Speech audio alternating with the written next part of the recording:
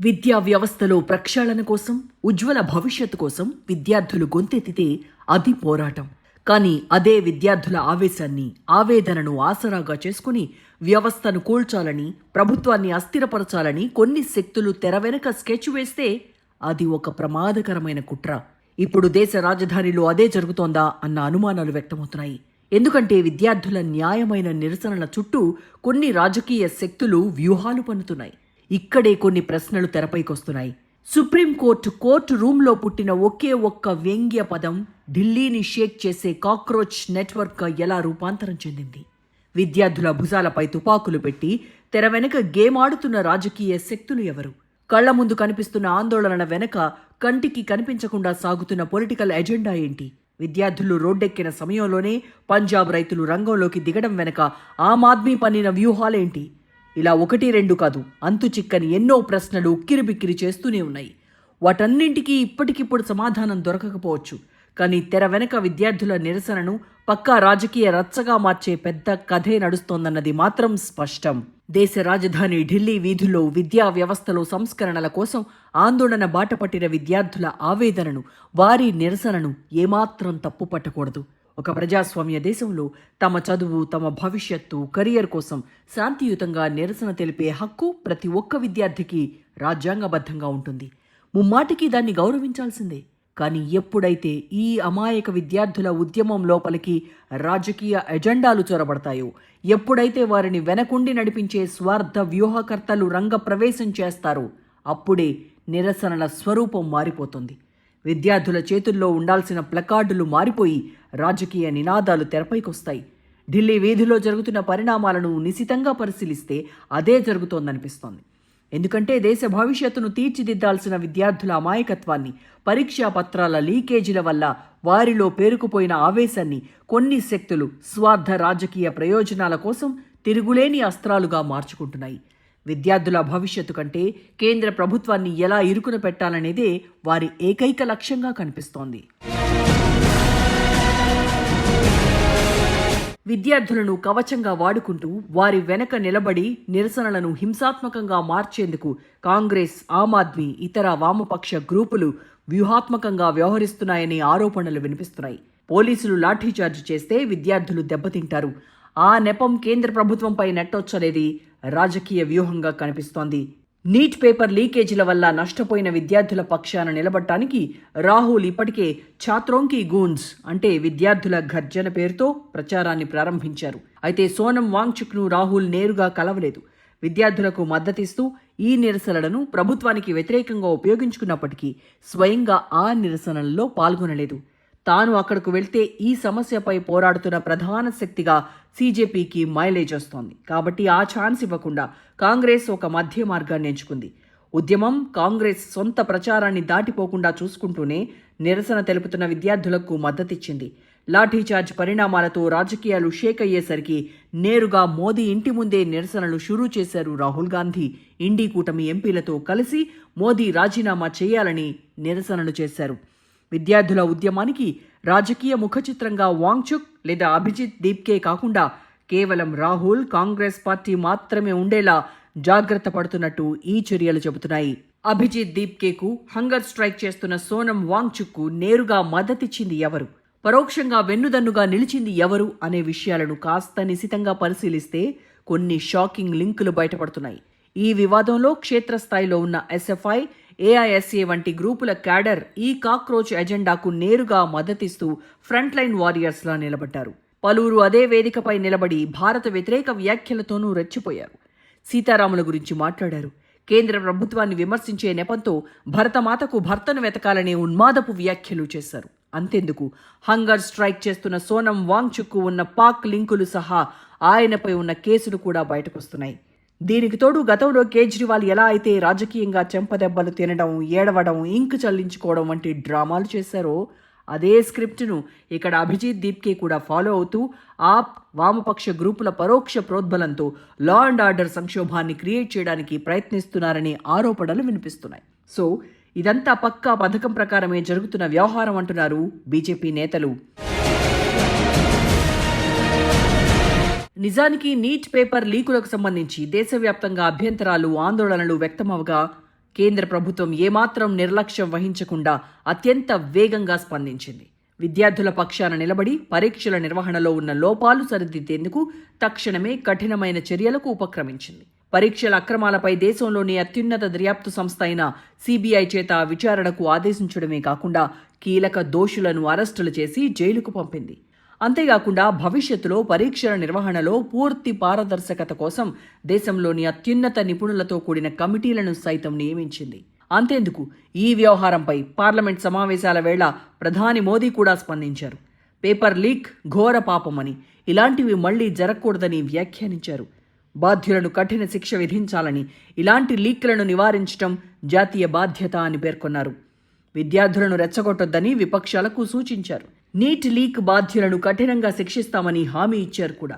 కేంద్ర ప్రభుత్వం ఇంత వేగంగా కఠినంగా సంస్కరణల దిశగా చర్యలు తీసుకున్న తర్వాత, సమస్య పరిష్కారానికి మార్గాలను వెతుకుతున్న తర్వాత కూడా ఇంకా ఢిల్లీ వీధుల్లో ఈ స్థాయిలో ఉద్రిక్తతలు కొనసాగడం వెనక అసలు రీజన్ ఏంటి? దీని వెనక ఉన్న శక్తుల అసలు ఎజెండా ఏంటో ఆలోచించాలి. అసలు ఈ కాక్రోచ్ జనతా పార్టీ కథ ఎక్కడ మొదలైంది?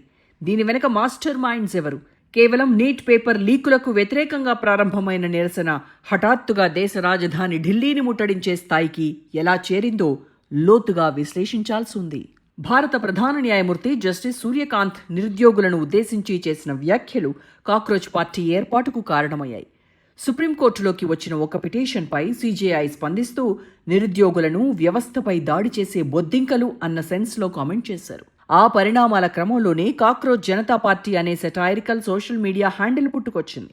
వ్యవస్థలోని లోపాలను, రాజకీయ పరిణామాలను వ్యంగ్యంగా విమర్శిస్తూ ఈ పేజీ తక్కువ కాలంలోనే విపరీతమైన పాపులారిటీ సంపాదించుకుంది. మహారాష్ట్రకు చెందిన 30 ఏళ్ల అభిజిత్ దీప్కే దీనిని ప్రారంభించాడు. అమెరికాలోని బోస్టన్లో ఉండే దీప్కే ఇంతకు ముందు ఆమ్ ఆద్మీ కోసం పనిచేశాడు. అంటే ఆమ్ ఆద్మీతో అభిజిత్కు చాలా బలమైన సంబంధాలే ఉన్నాయి. వాస్తవానికి కాక్రోచ్ జనతా పార్టీ డిజిటల్ బేస్లో ఉన్నప్పుడే ఒక సీక్రెట్ బయటపడింది. సీజేపీకి ఇంత వేగంగా స్పందన రావడం వెనక కుట్రకోణం ఉందని తేలింది. ఈ అకౌంట్లను ఫాలో అవుతున్న వారు ఎక్కువగా బంగ్లాదేశ్, పాకిస్తాన్ నుంచి ఉన్నట్లుగా కేంద్ర ప్రభుత్వం గుర్తించింది. భారత్లో జరుగుతున్న మూమెంట్కు సహజంగానే అక్కడ నుంచి స్పందన వస్తోందా, లేదా ఎవరైనా ఆపరేట్ చేస్తున్నారా అనే విషయమే తేలాల్సి ఉంది. డిజిటల్ స్క్రీన్స్ వెనక అంతర్జాతీయ సర్వర్ల నీడన సాగుతున్న ఈ కాక్రోచ్ నెట్వర్క్ ఒక్కసారిగా భౌతిక రూపం దాల్చడం వెనక పక్కా వ్యూహం ఉంది. అప్పటి వరకు కేవలం మీమ్స్, హ్యాష్ ట్యాగ్లకే పరిమితమైన నిరుద్యోగుల ఆగ్రహం జంతర్ మంతర్ వైపు అడుగులు వేయటానికి కూడా దేశం వెలుపల నుంచే పునాదులు పడ్డాయి. విదేశాల్లో కూర్చున్న హ్యాండ్లర్లు కేవలం బోస్టన్ నుంచి ఆపరేట్ అవుతున్న అభిజిత్ దీప్కే పేజ్కి బూస్టింగ్ ఇవ్వడమే కాకుండా భారత్లోని వివిధ రాష్ట్రాల్లో ఉన్న లోకల్ టెలిగ్రామ్, సిగ్నల్ గ్రూపులను యాక్టివేట్ చేశారు. ఆర్గానిక్ నిరుద్యోగ నిరసనకు ఈ ఇనార్గానిక్ టెక్నికల్ సపోర్ట్ తోడవడంతో ఉద్యమం ఉధృతి ఊహించని స్థాయికి చేరింది. ఢిల్లీ పోలీసులు సాధారణంగా రాజకీయ పార్టీల భారీ ర్యాలీలను ముందే పసిగట్టి అడ్డుకుంటారు. కానీ కాక్రోచ్ జనతా పార్టీ ఇక్కడ వినూత్నమైన గెరిల్లా వ్యూహాన్ని అమలు చేస్తుంది. ఎటువంటి ముందస్తు బహిరంగ పిలుపులు లేకుండా ఒక్క బొద్దింకను నలిపేస్తే 1,00,000 బొద్దింకలు వస్తాయి అనే స్లోగన్తో రాత్రికి రాత్రే సోషల్ మీడియాలో లొకేషన్ షేర్ అయింది.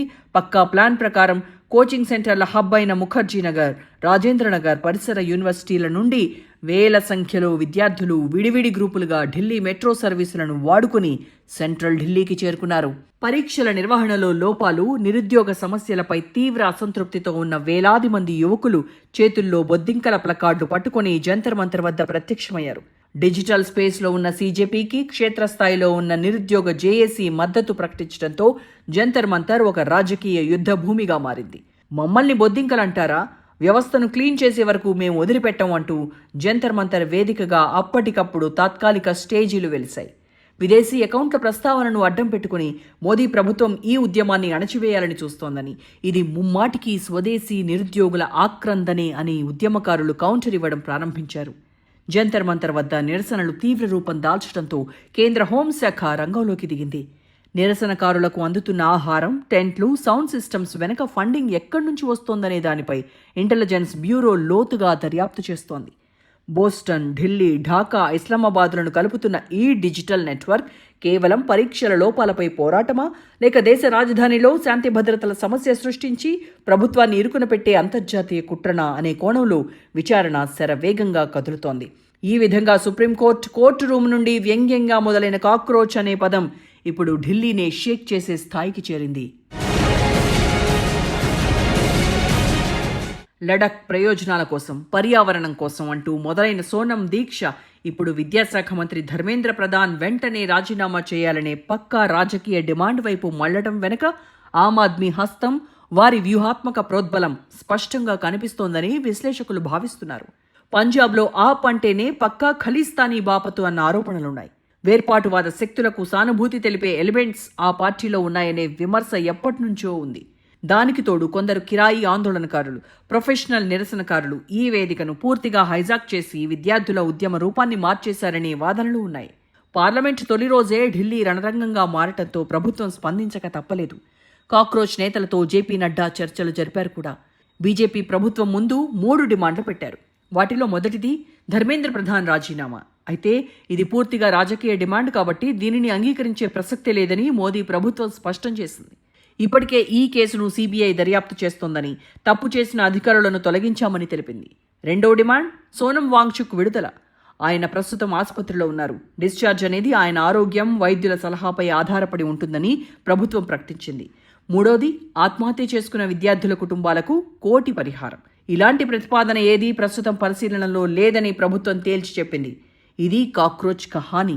అసలు కథ మరొకటి ఉంది. అదే రైతుల ఆందోళనలు. అవును, ఢిల్లీలో కాక్రోచ్లే కాదు, రైతులు ఆందోళనకు దిగారు. ఇంకా కొలిక్కిరాని ఇండియా అమెరికా ట్రేడ్ డీల్కు వ్యతిరేకంగా రైతులు ఢిల్లీ బాట పట్టడం ఇప్పుడు దేశ భద్రతా వర్గాల్లో పెను సంచలనంగా మారింది. పంజాబ్ నుంచి రైతులను రోడ్డెక్కించడం వెనక ఏదైనా కుట్రకోణం ఉందా అన్న ప్రశ్నలు తలెత్తుతున్నాయి. మహాపంచాయతీ పేరుతో పంజాబ్ నుండి వేలాది మంది రైతులు వివిధ బృందాలుగా ఢిల్లీ వైపు వచ్చారు. ఈ ఆందోళనలకు దేశ్ బచావో మోర్చా పిలుపునిచ్చింది. అయితే రైతులు ఢిల్లీకి చేరుకోకుండా పంజాబ్, హర్యానా సరిహద్దుల్లోని శంభూ బార్డర్ వద్ద పోలీసులు భారీ కాంక్రీట్ దిమ్మెలు, ముళ్ల కంచెలు, బ్యారికేడ్లు ఏర్పాటు చేసి వారిని అడ్డుకున్నారు. దీంతో అక్కడ తీవ్ర ఉద్రిక్తత, హైటెన్షన్ వాతావరణం నెలకొంది. మోదీ ప్రభుత్వం తమ డిమాండ్లు పట్టించుకోకపోతే రాబోయే రోజుల్లో ఆందోళనలు మరింత ఉధృతం చేస్తామని హెచ్చరించారు. అమెరికాతో ప్రతిపాదిత వాణిజ్య ఒప్పందం వల్ల చిన్న రైతులు, వ్యాపారుల ఉపాధి అవకాశాలు దెబ్బతినే అవకాశం ఉందని, ఈ ఒప్పందంపై ముందుకు వెళ్లొద్దని మోదీ ప్రభుత్వాన్ని డిమాండ్ చేస్తున్నారు. నిజానికి రైతులు నష్టపోకూడదన్న ఆలోచనతోనే అమెరికాతో ట్రేడ్ డీల్పై చర్చలు ఇంత సుదీర్ఘంగా సాగుతున్నాయి. రైతులకు నష్టం కలిగించే ఏ ఒప్పందం జరగదని మోదీ ప్రభుత్వం ఇప్పటికే పలుమార్లు స్పష్టం చేసింది. అయినప్పటికీ ఢిల్లీలో కాక్రోచ్ల ఆందోళనలు కొనసాగుతున్న సమయంలోనే రైతులు రంగంలోకి దిగడం వెనక ఆంతర్యం ఏంటన్న ప్రశ్నలు ఉదయిస్తున్నాయి. ఢిల్లీ వెలుపలి రాష్ట్రాల నుంచి, ముఖ్యంగా పంజాబ్ నుంచి భారీగా జనాలను, ఆమ్ ఆద్మీ క్షేత్రస్థాయి కార్యకర్తలను వ్యూహాత్మకంగా రప్పిస్తూ లా అండ్ ఆర్డర్ సంక్షోభాన్ని క్రియేట్ చేయడానికి కేజ్రీవాల్ అత్యంత ప్రమాదకరమైన గేమ్ ఆడుతున్నారనే ఆరోపణలు కూడా ఉన్నాయి. గతంలో ఢిల్లీ సరిహద్దుల్లో రైతు చట్టాలకు వ్యతిరేకంగా జరిగిన సుదీర్ఘ ఆందోళనలను, ఆ తర్వాత రిపబ్లిక్ డే రోజున ఎర్రకోట సాక్షిగా జాతీయ జెండాను అవమానిస్తూ జరిగిన హింసాత్మక అల్లర్లను ఈ సందర్భంగా మనం లోతుగా, సమగ్రంగా విశ్లేషించుకోవాల్సిన అవసరం కూడా ఉంది. నాడు రైతుల ప్రయోజనాల కోసమే ఆందోళనలు జరుగుతున్నాయని, అదంతా సహజ సిద్ధమైన ఉద్యమమేనని అందరూ భావించినా ఆ అల్లర్లు ముగిసిన చాలా రోజుల తర్వాత మాత్రమే తెర వెనక నడిచిన అసలు అంతర్జాతీయ కుట్రలు, టూల్ కిట్లు ఒక్కొక్కటిగా బయటపడ్డాయి. జాతీయ భద్రత, అంతర్గత విద్రోహ చర్యల చరిత్రను పరిశీలిస్తే దేశంలో ఇలాంటి అల్లర్లు లేదా భారీ ముట్టడి జరిగిన వెంటనే అసలు నిజాలు ఎప్పుడూ అంత సులభంగా బయటపడవు. ఎందుకంటే ఆ సమయంలో కుట్రదారులు ప్రజాస్వామ్య ముసుగు వేసుకుంటారు. ఆందోళనలు జరుగుతున్నప్పుడు అదంతా ప్రజాస్వామ్య హక్కుగానే, నిరసనలుగానే, హక్కుల పోరాటాలుగానే కనిపిస్తాయి. కానీ ఉద్రిక్తతలు ముగిసి శాంతి భద్రతలు అదుపులోకి వచ్చి దర్యాప్తు సంస్థలు లోతుగా శోధించిన చాలా రోజుల తర్వాత మాత్రమే అసలు రహస్యాలు వెలుగులోకి వస్తాయి. నాటి ఉద్రిక్తతలు సమసిపోయిన నెలల తర్వాత విదేశాల్లో కూర్చున్న ఖలిస్తానీ శక్తులు, గ్రెటా థన్బర్గ్ వంటి గ్లోబల్ యాక్టివిస్టులు భారత ప్రతిష్టను మంటగలిపేందుకు ఎలా టూల్ కిట్లు డిజైన్ చేశాయో, సోషల్ మీడియాని ఏ విధంగా వాడుకున్నాయో కేంద్ర నిఘా వర్గాలు ఆధారాలతో నిరూపించాయి. ఇప్పుడు కూడా కాక్రోచ్ల ఉద్యమం వెనక, భారత్ అమెరికా ట్రేడ్ డీల్ వ్యతిరేక ఆందోళనల వెనక నడుస్తున్న డిజిటల్ ఫుట్ ప్రింట్లు, విదేశీ నిధుల ప్రవాహం, దేశాన్ని అస్థిరపరిచే వ్యూహాల తాలూకు నిజాలు దర్యాప్తులో బయటపడటం ఖాయమనే చర్చ జరుగుతోంది.